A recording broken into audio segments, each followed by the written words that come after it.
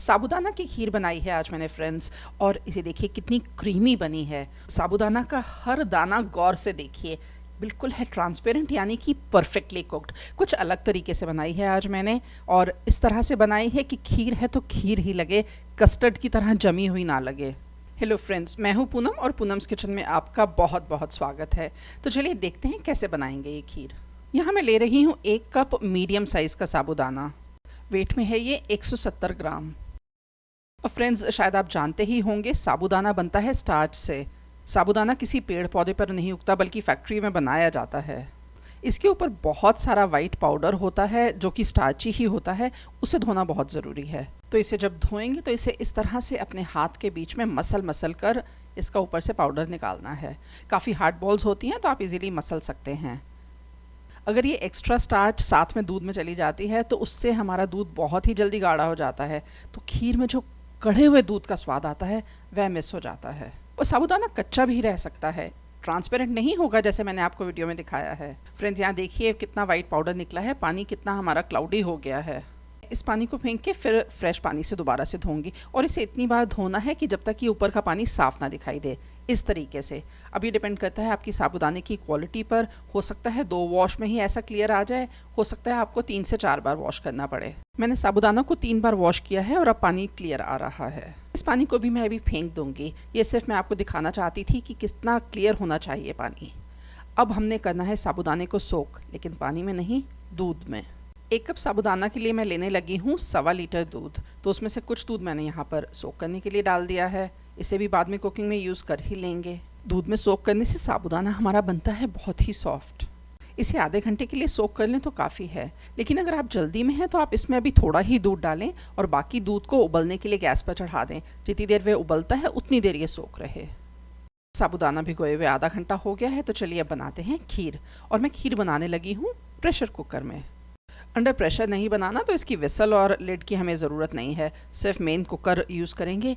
दूध उबालते वक्त दूध जले ना, उसके लिए मैं इसमें डाल रही हूँ थोड़ा सा पानी। मैं खीर कुकर में इसलिए बना रही हूँ क्योंकि कुकर है मोटे तले का। खीर हमेशा मोटे तले वाले बर्तन में बनाएं, चाहे कुकर है चाहे पतीला ले लें, पर तला उसका मोटा हो ताकि दूध जले नहीं। अब जो खीर जैसी चीज़ें, और ख़ासकर ये साबूदाने की खीर, उसमें स्टार्च काफ़ी है, स्टार्च का ही बना हुआ है, तो उसका बहुत जल्दी लगने का डर रहता है, बॉटम पे जलने का डर रहता है। तो अगर मोटे तले का होगा तो वह जलेगा नहीं। और दूसरा, ये जो कुकर की शेप होती है, सिलेंड्रिकल शेप या पतीले की ऐसी शेप होती है, तो इससे बहुत जल्दी कंडेंस नहीं होता दूध। जब दूध धीरे धीरे उबल कर कटता है और उससे जो क्रीमीनेस आती है दूध गाढ़ा होने पर, बहुत ही बढ़िया फ्लेवर आता है उसका। वैसे तो ये क्विक रेसिपी ही है, लेकिन अगर आप और भी जल्दी बनाना चाहते हैं कि 5-7 मिनट और कम लगें, तो फिर आप बड़े मुंह वाली कढ़ाई में इसे बना लें। लेकिन बेस्ट रिजल्ट्स के लिए मैं सजेस्ट करूँगी कि आप ये सिलेंड्रिकल शेप ही लें, कुकर या पतीला। चलिए अब एक्चुअल कुकिंग शुरू करते हैं। हीट को मैंने ऑन कर दिया है हाई पर, और इसमें मैं डाल रही हूँ बाकी का बचा हुआ दूध। टोटल दूध मैंने आपको बताया लेना है 1.25 लीटर। जिस दूध में साबूदाना भिगाया है उसे भी इस कुकर में पलट दूंगी। अभी साबूदाना नहीं डालूंगी, सिर्फ दूध ही पलट रही हूँ। ये रहा हमारा भीगा हुआ साबूदाना, और जैसा आप देख सकते हैं कि थोड़ा सा फूल भी गया है ये। और अभी इसको रखते हैं साइड पे, और सबसे पहले दूध को उबालना है। हीट को अभी मैं कर दूंगी हाई पर, और इसे बराबर चलाते हुए उबाल लूँगी। अभी दूध हल्का गर्म ही है, थोड़ा सा दूध मैं निकाल लूँगी केसर के लिए। 8-10 धागे लिए हैं मैंने केसर के। इसमें अगर मैं हल्का गर्म दूध डालूँगी तो केसर बेस्ट कलर छोड़ेगा। अभी दूध उबला नहीं है, सिर्फ 4 मिनट ही हुए हैं, तो इसे मैं अब कटोरी को रखती हूँ साइड पर और दूध को उबाल लेती हूँ। 7 मिनट हुए हैं और यहाँ दूध उबल गया है। अब इसमें मैं डाल दूँगी ये साबूदाना। साबूदाना डालने के बाद भी मैं हीट को अभी हाई पर ही रखूँगी। इसे बराबर चलाती रहूँगी, और इसमें अब दोबारा से जब उबाल आ जाएगा उसके बाद ही हीट को कम करना है। जब तक हीट हाई पर है तब तक इसको बराबर चलाना है, और साइड से भी इस तरह से स्क्रैप करते जाना है ताकि जो भी मलाई जम रही है वह दूध के अंदर ही आती रहे। उस मलाई से हमारी खीर बनेगी क्रीमी। बस 2 मिनट लगे हैं दूध को दोबारा से उबलने में। अब मैं हीट को कर दूंगी लो और मीडियम के बीच में। थोड़ा सा लो की तरफ ज़्यादा है। ये आप देख रहे हैं कैसे दूध थोड़ा थोड़ा सा उबलता जा रहा है। इतनी हीट रखनी है। इससे होगा क्या कि दूध उफन कर बाहर भी नहीं आएगा, हमें बार बार चलाना भी नहीं पड़ेगा बराबर। 3 से 4 मिनट के बाद इसे चलाएंगे और जब भी चलाएंगे तो बॉटम से भी स्क्रैप करना है और वॉल्स को भी स्क्रैप करना है। तो हमारी खीर बनेगी बहुत ही रिच, क्रीमी और साबूदाने का हर दाना हो जाएगा ट्रांसपेरेंट। अभी देखिए ऑलरेडी शुरू हो चुका है ट्रांसपेरेंट होना थोड़ा थोड़ा सा। अभी कम हीट पर बनाते हुए सिर्फ 5 मिनट ही हुए हैं। 5 मिनट और। अब देखिए उसी हीट सेटिंग पर दूध किस तरह से उबल रहा है, कितनी ज़ोर से। और अब अगर मैं साबूदाने को देखूं तो अब ये काफ़ी ट्रांसपेरेंट हो गया है। अभी 100% कुक्ड नहीं है। मैं आपको भी इसके दाने अलग दिखाती हूँ हाथ में लेकर। ये देखिए दाना बाहर बाहर से ट्रांसपेरेंट है, पर अंदर आपको बहुत छोटी सी डॉट दिखाई देगी जो कि अभी भी ओपेक है, जो ट्रांसपेरेंट नहीं हुई है। तो ये अभी काफ़ी कुक हो चुका है, थोड़ी सी कसर रह गई है। और ये टाइम बेस्ट है अब इसमें बाकी चीज़ें डालने के लिए। इसमें डालूंगी केसर वाला दूध। देखिए कितना बढ़िया कलर आया है केसर का। और अब ये इसके साथ कुक करेंगे तो पूरी खीर का ही कलर बहुत बढ़िया सा होने वाला है।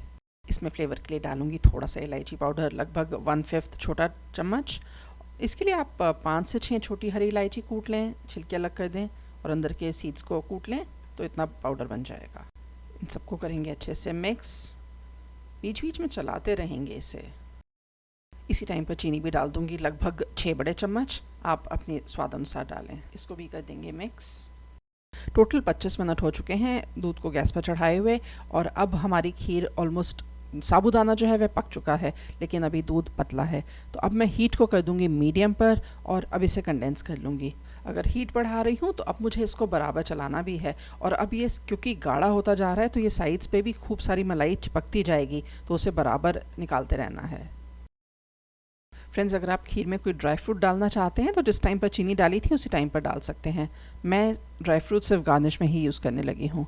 अभी टोटल आधा घंटा हुआ है और अभी आप देखिए दूध काफ़ी गाढ़ा हो चुका है। और रेशो देखिए दूध और साबूदाने का, इतनी रेशो रखनी है अगर आपने खीर खानी है ठंडी।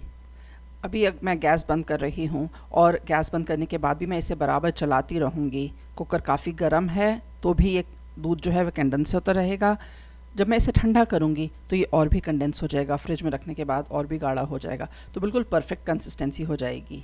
अगर आप गर्मा गर्म खीर ही खाना चाहते हैं कि बनते ही खा लेंगे, तो फिर आप इसे थोड़ा सा और गाढ़ा कर लें और कंसिस्टेंसी ऐसी ले आएँ जैसे आप चाहते हैं। मैंने खीर को एयरटाइट कंटेनर में ट्रांसफ़र कर लिया है और इसको मैं गार्निश कर रही हूँ कटे हुए बादाम, पिस्ता और केसर के कुछ धागों से। इसे भी मैं रखूँगी फ्रिज में और ठंडा होने के बाद आपको दिखाती हूँ। और ये देखिए फ्रेंड्स, खीर हमारी फ्रिज में 3 घंटे रखने के बाद कितनी गाढ़ी हो गई है। और अब आप देख सकते हैं जो साबूदाने और दूध का रेशो है वह भी चेंज हो गया है। अब बिल्कुल परफेक्ट खीर वाली कंसिस्टेंसी है। फ्रेंड्स, ये वीडियो देखने के लिए आपका बहुत बहुत थैंक यू। अगर आपको ये वीडियो पसंद आया है, मेरी रेसिपी पसंद आई है, तो याद से करें लाइक, कमेंट, शेयर और सब्सक्राइब। आपसे जल्द ही मुलाकात होगी एक नई रेसिपी के साथ। तब तक के लिए बाय।